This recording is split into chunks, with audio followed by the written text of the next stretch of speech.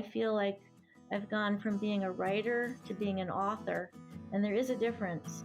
And I feel that I've consolidated my effort in a way that's been meaningful.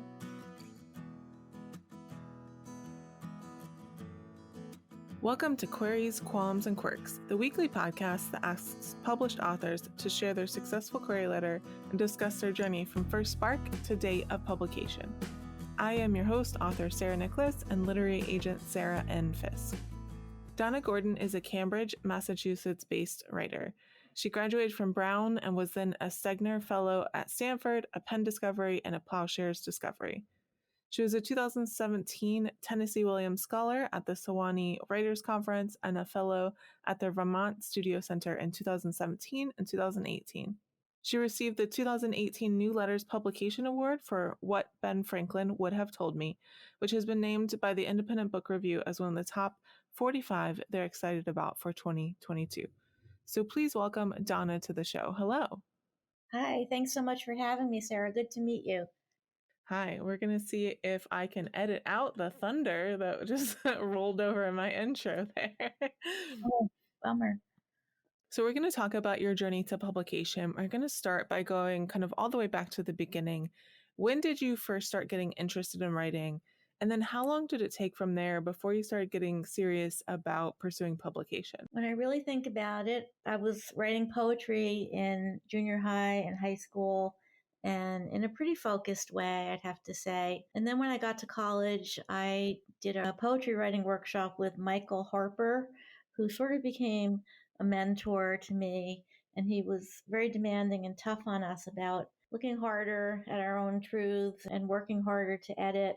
So I think that that was my first really serious experience as a writer, writing poetry. And then I did publish some poems in literary magazines, and I had some early success there, which spurred me on. And then I was a Stegner Fellow at Stanford, which I was very lucky to be there.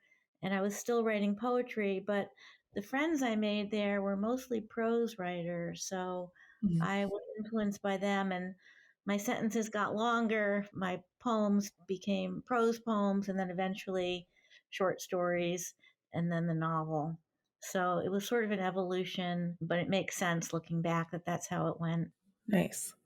Can you tell me a little bit more about the moment that you realized that you wanted to be a published author, that you wanted to see your book on bookshelves, you wanted to take that path? I think I was always ambitious. I think I felt that I needed to take things as far as I could. So when I was 17 and writing poems, I was named a Ploughshares Discovery by the poet George Starbuck, who I had taken a workshop with.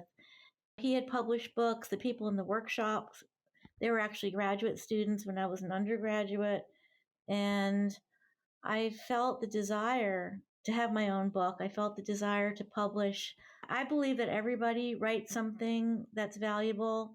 I really do. But I think that for myself, I just sort of needed some sort of further documentation, and I really wanted to publish, and I really wanted to have my own book. I just felt that desire and hunger. Nice. I like that. Yeah. So once you decided to take it seriously, how did you learn more about the publishing industry, like how to query, how it works, how to go about it? When I was very young, I had gone to the Breadloaf Writers Conference as a poet, and I met some pretty serious people there. I did a poetry workshop with the poet Donald Justice, and it was a very focused group, both the writers who were there conducting the workshops as well as the poets and fiction writers who were in attendance. I would say it was sort of hierarchical and sort of competitive, but at the same time, it made things a little more concrete. It made things a little more believable that one could get there. And so I think that was the first sort of reality check that I had in terms of what it would take. And it was pretty competitive just to be accepted into that workshop. And then once there in the workshop, people were very focused about their work, and a lot of people had already published. So I think that experience was very influential. All right. So then what happened? Can you break down for us your journey from then to signing your first book contract? I say I've had a long journey getting my first book published. I published several poems just by being really dogged and really focused. I worked after I graduated from college and after I'd come back from Stanford. I made a lot of sacrifices. I worked part time as an editor, and I worked Monday, Wednesday, and Friday. I set my schedule up that way so that on Tuesday and Thursday, I could go to the library and I could work on my writing. And I was very disciplined about it. I really took it seriously. I revised my work as much as I felt it needed. I was in a small writing group, and I really felt that that was the most important thing in my life at the time. It meant the most to me. And I lived in a rooming house where I had mice and I had all kinds of, my stove wasn't connected to a chimney. I burned a hole in the wall. I shared a bathroom with people. I slept on a mattress on the floor. I made tons and tons of sacrifices. I was financially independent. I didn't receive any other kind of funding from family. And it was just me and my desire to write. And I spent a number of years doing that. And I was publishing poetry. And then I did have sort of a big interruption in my writing life. I got married. I had children. My husband had his own business, and I was really sort of on my own, taking care of the family, and it was harder and harder to write. So I stopped writing fiction for a while. I freelanced for the Boston Globe magazine. I wrote features and some short fiction and personal essays. And then I also wrote a novel during that time, and that novel almost got published. I was reading the magazine Poets and Writers, and there was Mm. an agent on the cover of Poets and Writers, a woman named Ellen Levine. And I wrote to her, and bingo, she wanted to represent my first novel, Cave Oh. Paintings, which did not wind up getting published, but I was asked to rewrite it 3 times. Once by Gordon Lish of Knopf, who called Mm. me and told me how excited he was about it, and then, of course, disappeared. And then once by Mm. an editor at Soho Press, and a third editor at Chronicle Books. And all 3 of them came close, asked for revisions, and then didn't wind up taking the novel. At that time, I had also sent a short story to Roger Angell at the New Yorker, and it was a 2-page story that I sent over the transom that he actually responded to, told me I was like Samuel Beckett, asked me to rewrite it, and then didn't wind up taking it. So there were a lot of sort of painful near misses that were part of the journey along the way. Cut to, I'm 65. So cut several years later, I had started writing poetry in my publishing in my 20s. And now after my kids were older, I started another novel, the current novel called What Ben Franklin Would Have Told Me. And this is the Mm. novel that was just published by Regal House. I started writing it in 2012. It was bought by Regal House in 2019, but it was just released on June 8th of 2022 because Mm. of the publication cycle, the production cycle, COVID, and just how things went. I was grateful to my editor at Regal House. My editor is actually the publisher. Her name is Janie Royal, but she and I worked together pretty closely, and I definitely feel that our collaboration made the book better and stronger. And we probably cut about 50 pages during the course of the editing process, but I feel that the result is something I'm more proud of. So that was time well spent. Nice. It is time for the first cue of the podcast. Can you read your successful query letter for us? Yeah, and this letter that I'm going to read is one that I had received the publication prize at New Letters magazine for a story called Primates. And so I do mention that story in this query letter. There were a few different versions of this letter, which I customized for different readers. So if I was going to send to one agent, I would check that agent's career and see who he or she had represented. And I would try to mention some of those writers in the first paragraph of my letter to say, I admire these writers and my writing is something like that. Maybe you'll like my book for that reason. So this letter is one I wrote to an agent who responded to me after she read my prize winning story in New Letters. and she wrote to me asking if I had a novel.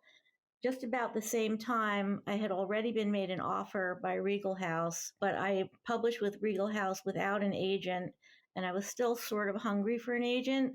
So I responded to this person after she read my story. And the letter is almost identical to the letter I wrote to the woman at Regal House who eventually published the book. Thank you for your response to my story, Primates, in New Letters. It's kind of you to let me know you liked it, and also kind to encourage me to send you more writing. I do have a recently completed novel, What Ben Franklin Would Have Told Me. Following loosely in the tradition of Mark Haddon's The Curious Incident of the Dog in the Nighttime and Jonathan Evison's The Revised Fundamentals of Caregiving, my novel follows the adventures of Lee, a 13-year-old boy afflicted with a premature aging disease, and his caretaker, Tomas, a former political prisoner of Argentina's dirty war. Tomas, recently released from prison, has come to the States in search of his missing wife and daughter. His wife, Violetta, was also among the disappeared and pregnant when abducted. Lee's mother, Cass, hires Tomas as a last-minute replacement caretaker and companion for Lee, whose best friend, Kira, afflicted with the same disease, has just died at 13 of a heart attack. Lee, an American history buff and Ben Franklin fan, has a final wish to visit Washington, D.C. and Philadelphia. When Cass has a last-minute work schedule change and can't take Lee, Tomas agrees to take him instead. Once there, Tomas must tell Lee the truth, and together they set out to search for Tomas's missing family.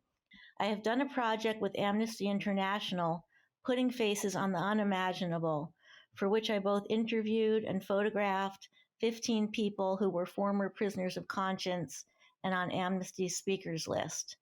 The essay was published in the Brown Alumni Monthly, and the captions and photos were exhibited at Harvard's Fogg Museum, Boston's French Library, and Tufts University's Wessel Library.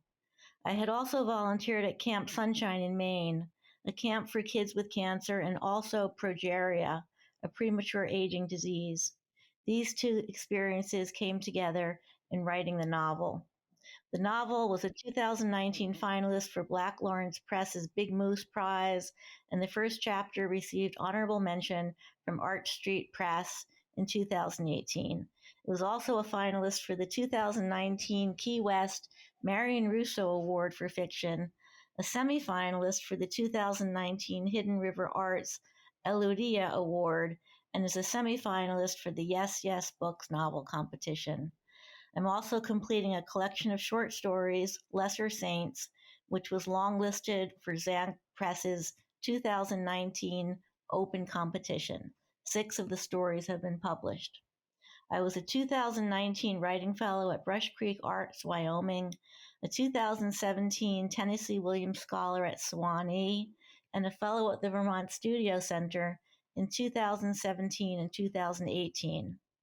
I graduated from Brown, where I received the Kim Ann R. Stark Award in Creative Writing, was afterwards a Stegner Fellow at Stanford, a Penn Discovery in New England, and a Ploughshares Discovery.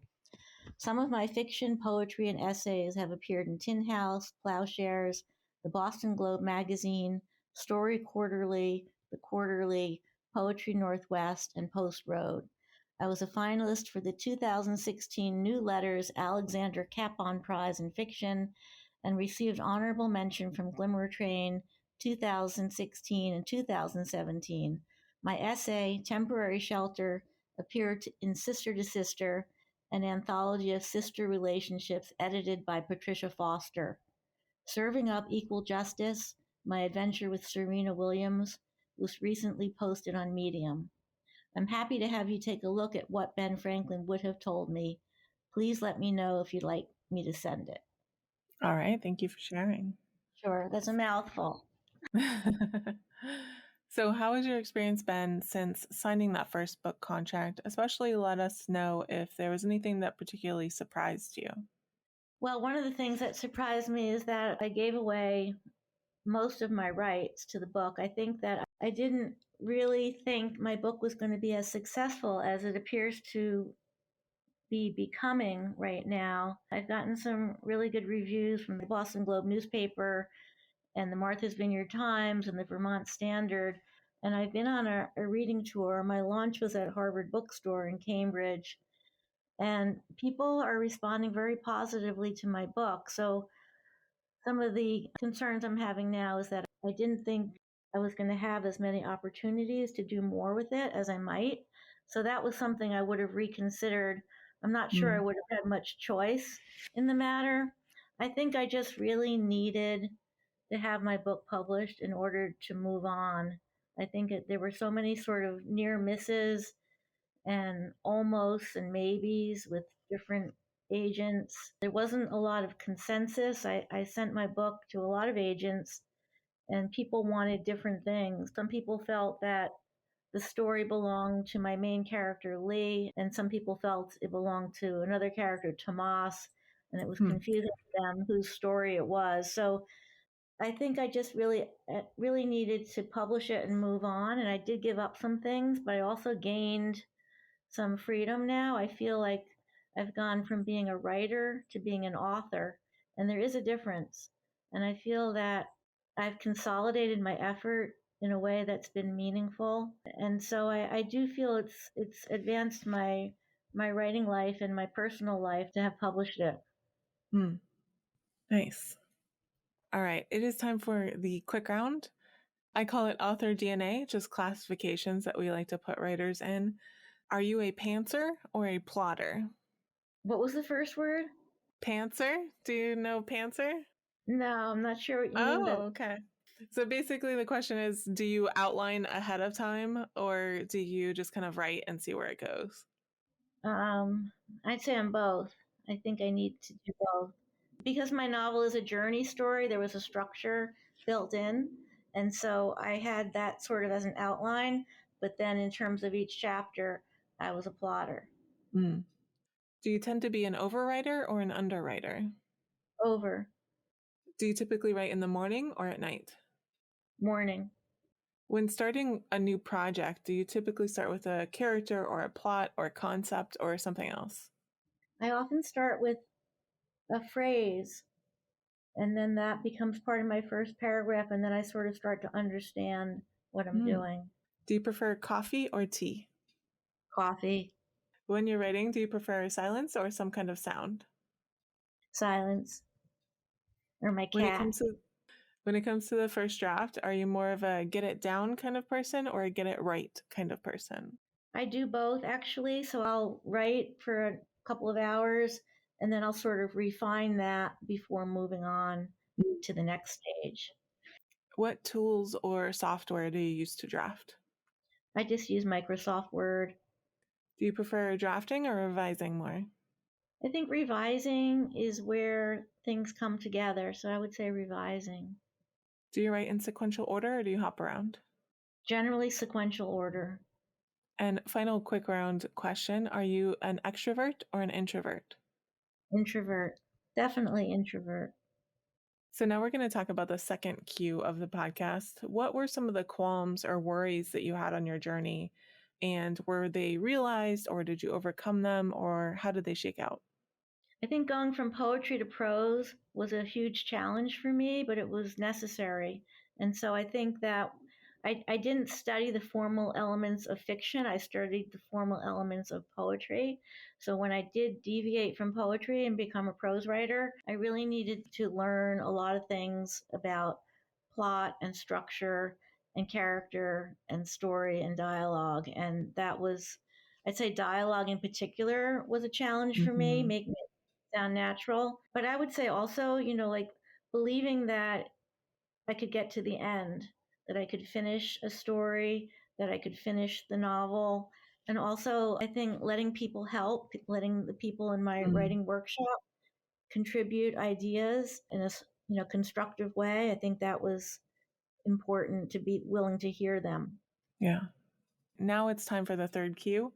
Do you have any writing quirks? Is there anything about your writing process that you think is kind of different or interesting or unique? I'm also a visual artist. A lot of times I'll write in my quote unquote art studio, which is my converted garage. And I do like to sort of think back and forth between if I might be working on a painting or a print, and how that encourages me to complete the arc of something I'm writing. So both writing and visual art have challenges to sort of get to the finished moment. And so when I'm looking at my art, and I realize you don't have to have kind of a resounding end to something you write. You can have a quiet end, or you can have something that is a shape as opposed to a highly structured plot. So I think that my mind sort of works back and forth between those ideas. So that Mm. might be considered a quirk. Yeah, I like it. Thanks. When you were in the lowest parts of your journey, whatever that it may have been for you, what kept you going and why did you stick to it? I've thought about that, and I can tell you that it's really the music of language that I Mm. could not shut off. I could not shut off the desire to put words together. And Mm. so I felt almost physically in pain not writing something. It was really, really Mm. hard for me to know that I had the desire, to know that I had practiced it, and that it became something that I knew I was sort of good at working at, and then to have shut it off was pretty hard. And so I needed to write. I really did. And I didn't know that I was going to come up with this particular story in my novel, but I would say that it was a really powerful experience for me to create characters that can stand alone, and that I didn't know I was going to be capable of that before I did it. Mm. And that's pretty powerful even now. Yeah. Do you feel like you made any mistakes along the way that you might want to share with listeners so maybe they avoid making the same ones? Yeah, I think so. I recently wrote what's called the Breaking In column for Writer's Digest, and I was asked to think about some of those things. Mm. And definitely for me, I did not believe in myself as much as I should have. I let other things sort of become more important than my own desire to write. And if I were to start over again, I would have fought harder for those opportunities. Although, not everybody has those opportunities. Life is complicated. And when you have a family, it's different. And it's not easy always to put yourself first. But that for me in my life is the main thing. There were a lot of delays, and I'm just grateful that I caught up and was able to complete this book, because like I said, it's a big shift going from being a writer to being an author, and it's much more empowering to think of myself as an author now. Can you share with listeners one of the most important lessons you learned on your journey to publication?